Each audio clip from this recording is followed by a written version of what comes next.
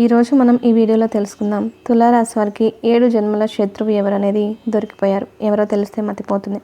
2025లో మీకు జరిగేది ఇదే. వెంటనే అన్ని పనుల్ని పక్కన పెట్టేసి ముందైతే మీ శత్రువు ఎవరు, ఎవరి మూలాన మీకు ఇవన్నీ జరుగుతున్నాయి, ఏ కారణంగా ఎటువంటి సంబంధం లేకుండా మీ పనులన్నీ జరిగాయి, అన్నీ ఎలా చెడిపోయాయో, మీకు ఇంత నష్టం ఎందుకు, ఇలా ప్రతిదీ చాలా క్లియర్గా ఇప్పుడు ఈ వీడియోలో చూసి తెలుసుకోండి. తులారాశి వాళ్ళు ఎప్పుడు చూసినా కూడా అతిగా కష్టపడే తత్వం కలిగి ఉన్న వాళ్ళై ఉంటారు. వాళ్ళు ఎప్పుడు కూడా కష్టాన్ని చూసి భయపడేవారు అస్సలు కాదు. వాళ్ళు ఎంతో దీర్ఘంగా అలాగే ఎంతో ప్లానింగ్తో పాటు వాళ్ళ పనులు అనేది చేస్తూ ఉంటారు. అయినా కూడా చాలా సమయంలో ఇబ్బంది కలుగుతూనే ఉంటుంది. వీరు ఎంతైతే శ్రమదానం చేస్తారో దానికి తగ్గట్టుగా డబ్బులు అనేవి రావు. దీనికి కారణం కూడా ఏదైతే ఉందో వీళ్ళకి సంబంధించిన వీళ్ళ తత్వం. ఎందుకు అంటే వీళ్ళు చాలా తొందరగా అందరినీ నమ్మేస్తూ ఉంటారు. అలాగే ప్రతి ఒక్కరికి సహాయం చేసే గుణం కలిగి ఉంటారు. దాని మూలన చాలాసార్లు వీరు చేసిన పనులు చేసిన సహాయం వల్లనే ఇరుక్కుపోతూ ఉంటారు. అయితే ఏంటి, ఎటువంటి పనులు మనం చేయకుండా ఉండాలి, ఏ మనిషి పేరుతో స్టార్ట్ అవుతున్న వాళ్ళు ఎవరున్నారు, మిత్రులు ఎవరున్నారు, ఏ అక్షరం కలిగిన వాళ్ళు మీ శత్రువు అనేది ప్రతి ఒక్కటి చాలా క్లియర్గా ఇప్పుడు ఈ వీడియోలో చూసి తెలుసుకుందాం. సో ఫ్రెండ్స్, వీడియోని ఎక్కడా కూడా స్కిప్ చేయకండి. చివరిలో మీకు దీనికి పరిహారం కూడా తెలియజేస్తాం. సో మీరు నమ్మకంగా వీడియోలు చూస్తూ మీకు కావాల్సిన పూర్తి అవగాహన తెలుసుకొని పనులను మంచిగా చక్కదిద్దుకోండి. తులారాశి వాళ్ళు చాలా గంభీరంగా ఉంటారు. అలాగే వాళ్ళు చేసిన పనిని ఎప్పుడూ కూడా అవతల వాళ్ళకి నష్టం కలిగించేలా కాకుండా వాళ్ళు బాగుండాలి, పక్కనోడు బాగుండాలి అన్న ఆలోచన కలిగి ఉండి వీళ్ళు ఎప్పుడూ కూడా మంచి పనులు చేస్తూ ఉంటారు. ఎప్పుడు కూడా ఎవరిని మోసం చేయరు. వీరు చేసే పనుల్లో కూడా వీళ్ళదే పై చేయి ఉండాలని దానికి తగ్గట్టుగా ఎంతో శ్రమ పడుతూ ఉంటారు. కానీ వీళ్ళకి దానికి తగ్గట్టుగా ఫలితం అనేది దక్కదు.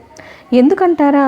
ఎందుకంటే వీరికున్న అతి మంచితనమే వీరిని అందరూ వాడుకోవడం అనేది స్టార్ట్ చేస్తూ ఉంటారు. వీళ్ళకి ముందే అర్థమైపోతుంది వీళ్ళు చాలా మంచివాళ్ళు, ఏది అడిగినా సరే కాదనకుండా ఇస్తూ ఉంటారు. నేను చెప్పే ప్రతి ఒక్క మాట తులారాశి వాళ్ళు ఎవరైతే ఉన్నారో వాళ్ళు నమ్ముతూ ఉంటారు. ఎందుకంటే మన గురించి మనకు ఎవరు చెబుతున్నట్టుగా ఉంటుంది కదా. అలాగే తులారాశి కలిగిన వాళ్ళు ఎవరైతే ఉంటారో వాళ్ళు ఎక్కువగా ఆధ్యాత్మికంగా ఉంటారు. దేవుడిని బాగా నమ్ముతుంటారు. తల్లిదండ్రులను ఎక్కువగా గౌరవిస్తూ ఉంటారు.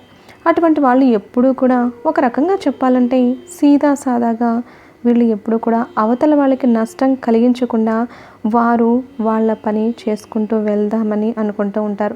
వీళ్ళ మంచితనం మూలన చాలామంది దీనిని ఉపయోగించుకొని వాళ్ళని మోసం చేయడం అనేది జరుగుతుంది. వీళ్ళ దగ్గరకు వచ్చి కాస్త బాధతో కాస్త దీనంగా మాట్లాడితే చాలు కరిగిపోతూ ఉంటారు. ఎక్కువగా వేరే వారికి హెల్ప్ అనేది చేస్తూ ఉంటారు. దాంతో అవతలి వాళ్ళు దీన్ని అవకాశంగా తీసుకొని మిమ్మల్ని మరింతగా ఎక్కువ శాతంగా ఇబ్బంది పెడుతూ ఉంటారు. వాళ్ళు ఇబ్బంది పడుతున్నారని చెప్పి కూడా తులారాశి వారికి తెలుస్తూనే ఉంటుంది.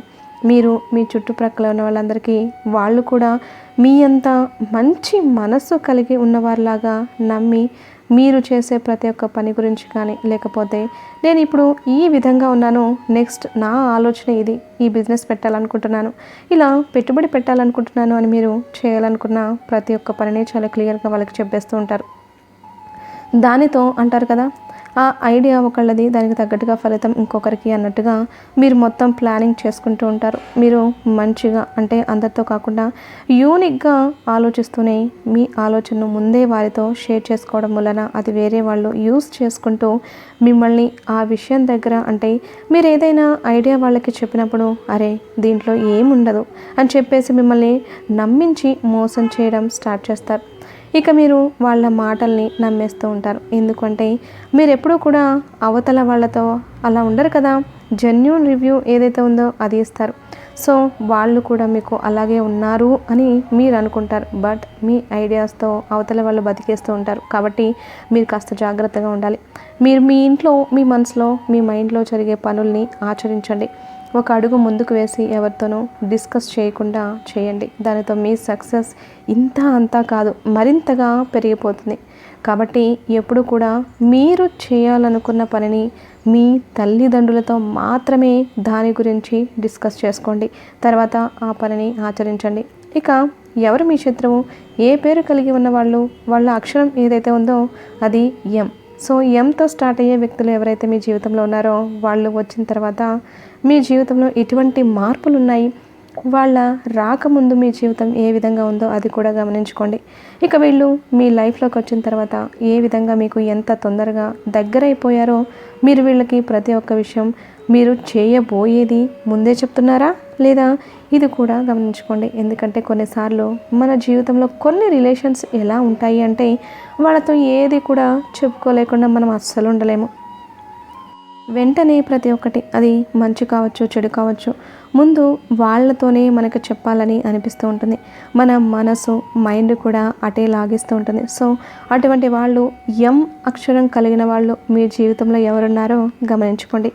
వాళ్ళ రాకముందు మీ లైఫ్ ఎలా ఉందో వాళ్ళు వచ్చిన తర్వాత వాళ్ళకి మీరు చెప్పిన ప్రతి ఒక్క విషయం తర్వాత ఆ పని జరుగుతూ ఆగిపోయిందా లేకపోతే సంబంధం లేకుండా ఏది లేకుండానే మీ పనులు ఆగిపోతున్నాయి అంటే మాత్రం దానికి కారణం అదే. సో ఆ మనిషిని నమ్మేయడం మానేసి తనకి అన్ని విషయాలు చెప్పడం మానేసి మీ పనులు మీరే చేసుకోవడం స్టార్ట్ చేయండి.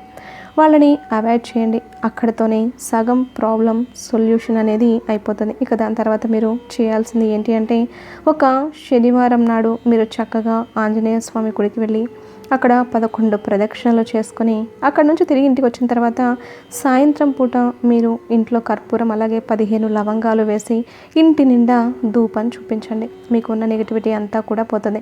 ఇక ఆంజనేయ స్వామి గుడిలో మీరు వీలైతే నల్ల శనగలు అలాగే ఉప్పు ఏదైతే ఉంటుందో దానితో తయారైన ప్రసాదాన్ని దేవుడికి అర్పించండి. మీరే చూస్తారు మీకు ఇప్పటిదాకా ఆటంకాలు ఉన్నవి మీకు జరగని పనులన్నీ కూడా వెంటనే జరగడం స్టార్ట్ అవుతాయి. మీ మనసులో మీ మైండ్లో ఉన్న ఆందోళన తగ్గి మీకు ఎంతో బాగా పని మీద శ్రద్ధ అనేది పెరుగుతుంది. ప్రతి ఒక్క పని ఆటంకం లేకుండా జరగడం మొదలవుతుంది. సో ఫ్రెండ్స్ ఖచ్చితంగా మీరు ఇది ట్రై చేయండి. మీ జీవితంలోని ఇటువంటి వారిని ఏరి పక్కన పడేయండి. అలాగే తులారాశి వారు మీ సొంతింటి కళ తొందరగా నిజం కావాలంటే ఎలాంటి పరిహారాలు పాటించాలో ఈ వీడియోలో మనం క్లియర్గా వివరంగా తెలుసుకుందాం. ఎవరికైనా సరే జీవితంలో సొంత ఇల్లు అనేది ఒక కళ లాంటిది కదండి. ఇల్లు కట్టి చూడు పెళ్లి చేసి చూడు అన్నారు పెద్దలు. సొంతింటి కళ నిజం కావాలంటే ఇల్లు కొనుక్కోవాలన్నా ఇల్లు కట్టుకోవాలన్నా అపార్ట్మెంట్ కొనుక్కోవాలన్నా పరిహార శాస్త్రంలో కొన్ని పరిహారాలు అనేవి పాటించాలి. అప్పుడు తొందరగా సొంతింటి కళ నిజమవుతుంది. అయితే అసలు మనకు సొంతింటి యోగం ఉందా లేదా అని చాలామందికి అనుమానం ఉంటుంది. ఎవరికైనా జాతకంలో లగ్నం నుంచి 4వ ఇంటిని ఇంటి స్థలం అంటారు. అక్కడ పాప గ్రహాలు ఉన్నప్పుడు సొంత ఇల్లు కట్టుకోవడం ఆలస్యం అవుతూ ఉంటుంది. అంటే ఎవరికైనా సరే వ్యక్తిగతంగా జాతక చక్రం ఉంటుంది. ఆ జాతక చక్రంలో లగ్నం అనేది ఉంటుంది. లగ్నం నుంచి లెక్కబెట్టినప్పుడు వచ్చే 4 బాక్స్ ఫర్ ది హౌస్ని ఇంటి స్థలం అంటారు. ఆ ఇంటి స్థానంలో పాపగ్రహాలు ఉంటే సొంత ఇంటి కళ ఆలస్యం అవుతూ ఉంటుంది. అలాంటప్పుడు తొందరగా సొంత ఇల్లు కట్టుకోవాలంటే శివుడిని వీలైనప్పుడల్లా జాజి పూలతో పూజిస్తూ ఉండాలి. దేవుడిని జాజి పూలతో పూజిస్తుంటే సొంతింటి కళ తొందరగా నిజమవుతుంది. అలాగే సొంతింటి కళ నిజం కావాలంటే ఒక ప్రత్యేకమైనటువంటి దీపాన్ని మంగళవారం పూట ఇంట్లో వెలిగించాలి. దాని పేరే యక్షిణీ దీపం. యక్షిణీ దీపం చాలా శక్తివంతమైనది. ఈ దీపాన్ని మంగళవారం పూట ఇంట్లో వెలిగిస్తూ ఉన్నారనుకోండి తొందరలోనే ఏదో ఒక విధంగా డబ్బు సమకూరుతుంది. సొంత ఇల్లు కట్టుకుంటారు లేకపోతే కొనుక్కుంటారు కూడా. ఈ దీపం ఎలా పెట్టాలంటే ప్రతి మంగళవారం కూడా మీ గృహంలో దక్షిణ దిక్కు ఎక్కడుందో చూసుకోండి. సౌత్ అంటే దక్షిణ దిక్కు. ఆ దక్షిణ దిక్కులో ఒక పీట పెట్టండి. పీటకి పసుపు కుంకుమ బొట్టు పెట్టండి. పీట మీద బియ్యం పిండితో ట్రయాంగిల్ ముగ్గు వేయండి. త్రిభుజం ముగ్గు వేయండి. ఆ తర్వాత కాస్త కుంకుమ తీసుకొని ఆ కుంకుమ పువ్వులో కలిపి ఆ కుంకుమతో ఈ ట్రయాంగిల్ మధ్యలో ఓం అనే అక్షరం రాయండి. శక్తివంతమైన అక్షరం. ఓం అనే అక్షరం మీద ఒక చిన్న మట్టి ప్రమిద పెట్టి దాంట్లో ఇంకో మట్టి ప్రమిద పెట్టి నూనె పోసి 9 ఒత్తులతో దీపం పెట్టాలి. 9 ఒత్తులు కలిపి అయినా పెట్టచ్చు లేదా విడివిడిగా కూడా పెట్టచ్చు. ఆ దీపం గంట సేపు ఖచ్చితంగా వెలగాలి. మంగళవారం ఉదయం కానీ రాత్రి కానీ ఈ ప్రత్యేకమైన దీపం ఇంట్లో దక్షిణ దిక్కులో వెలిగించండి. దీనిని యక్షిణీ దీపం అనే పేరుతో పిలుస్తారు. చాలా శక్తివంతమైన దీపం. 9 మంగళవారాలు యక్షిణీ దీపాన్ని వెలిగిస్తే 9 మంగళవారాలు పూర్తి కాగానే తొందరలోనే ఖచ్చితంగా సొంత ఇల్లు కొనుక్కుంటారు లేకపోతే సొంత ఇల్లు కట్టుకుంటారు. అపార్ట్మెంట్ అయినా సరే కొనుక్కుంటారు. ఇది ఖచ్చితంగా జరిగి తీరుతుంది. కాకపోతే 9 మంగళవారాల మధ్యలో ఆపకుండా కంటిన్యూస్గా చేస్తే మాత్రం చాలా అద్భుతంగా పనిచేస్తుంది. ప్రతి మంగళవారం కూడా ఈ ప్రత్యేకమైన విధానాన్ని పాటించాలి. అలాగే సొంత ఇంటిని మనకు అనుగ్రహించే దేవుడు లక్ష్మీ నరసింహస్వామి. మనకి ఎప్పుడైనా సరే ఇంటి పరంగా సమస్య ఉంది, ఇల్లు కట్టుకోలేకపోతున్నారు, ఇల్లు కొనుక్కోలేకపోతున్నామంటే ఎప్పుడైనా ఒక మంగళవారం దగ్గరలో లక్ష్మీ నరసింహస్వామి వారికి అర్చన చేయించుకోండి, లేదా అభిషేకమైనా సరే చేయించుకోండి. లక్ష్మీ నరసింహస్వామి ఆలయంలో 9 ప్రదక్షిణలు చేయండి. అప్పుడు తొందరలోనే మీ సొంతింటి కళ నిజమవుతుంది. ఇంకా మీకు వీలైతే జాతకంలో భయంకరమైన దోషాలు, ఇల్లు కట్టుకోవడం ఆలస్యం అవుతుంది అనుకోండి, ఎప్పుడైనా శుక్రవారం రోజు మీకు దగ్గరలో ఖాళీ ప్రదేశం ఉంటే అక్కడ మీ చేత్తో ఒక రావి చెట్టు నాటి నీళ్లు పోసి ప్రదక్షిణలు చేసి ఇంటికి రండి. దానివల్ల మీకున్న దోషాలన్నీ పోతాయి. తొందరలోనే సొంతింటి కళ నిజమవుతుంది. ఇలా పరిహారాలు పాటించండి. శక్తివంతమైన యక్షిణీ దీపం పెట్టండి. మీ సొంతింటి కళ నిజం చేసుకోండి. వీడియో నచ్చితే ఖచ్చితంగా లైక్ చేయండి. అలాగే జై శ్రీకృష్ణ అని కామెంట్ చేయండి. మరిన్ని మంచి మంచి వీడియోల కోసం ఇప్పుడే ఛానల్ని సబ్స్క్రైబ్ చేసుకోవడం మాత్రం అస్సలు మర్చిపోవద్దు.